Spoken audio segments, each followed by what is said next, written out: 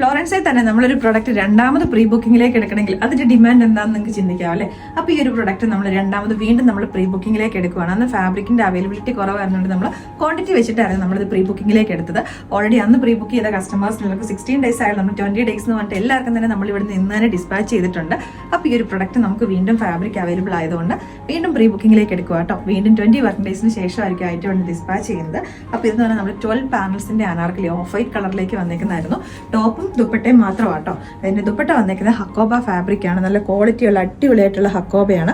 4 ബോർഡേഴ്സിലേക്ക് lace work ഒക്കെ ചെയ്ത് വന്നേക്കുന്ന നല്ല വീതി നീളമൊക്കെയുള്ള ദുപ്പട്ടയാണ്. ടോപ്പിന്റെ 12 പാനൽസിലേക്ക് ഫ്രണ്ടിലെ 4 പാനൽസിലേക്ക് സ്വീക്കൻസ് ആൻഡ് എംബ്രോയിഡറി വർക്ക് ചെയ്ത് വന്നേക്കുന്ന അടിപൊളിയായിട്ടുള്ള അനാർക്കലിയാണ്. കുറേ കസ്റ്റമേഴ്സിനെങ്കിലും കിട്ടിക്കഴിഞ്ഞിട്ടുണ്ടാവും ഓൾറെഡി.